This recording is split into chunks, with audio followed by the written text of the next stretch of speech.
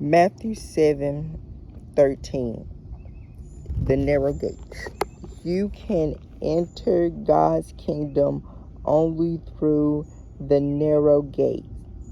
The highway to hell is broad, and its own gate is wide for the many who chooses that way.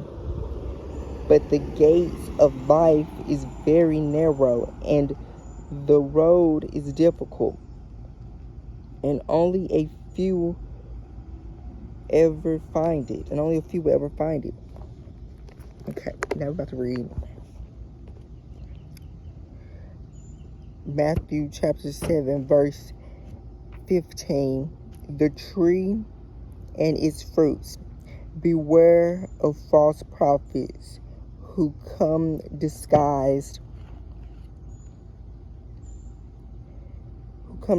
as harmless sheep, but are really vicious wolves. You can identify them by their fruits. That is, by the way they act.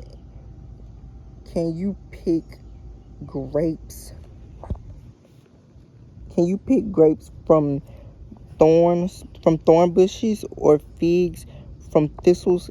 A good tree produces good fruit, and a bad tree produces bad fruit. A good tree cannot produce bad fruit, and a bad tree cannot produce good fruit. So every tree that does not produce good fruit is chopped down and thrown into a fire. Yes, just as you can identify a tree by its bad fruits, you can identify people by their actions. Now we're on to the true disciples. Not everyone who calls to me, Lord, Lord, will enter the kingdom of heaven. Only those who actually do the will of my Father in heaven will enter. On judgment day, many will say to me, Lord, Lord, we prophesied in your name and cast out demons in your name. But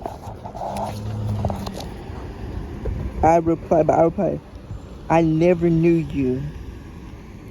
Get away from me, you who break God's law. Okay, now we're on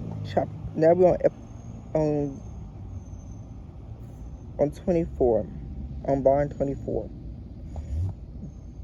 Building a solid foundation. Still in chapter 7 of Matthew. Anyone who listens to my teachings and follows it is wise, like a person who builds a house on solid rock. Though the rain comes in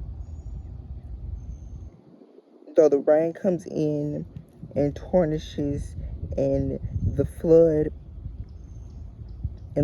waters rise, and the wind beats against that house,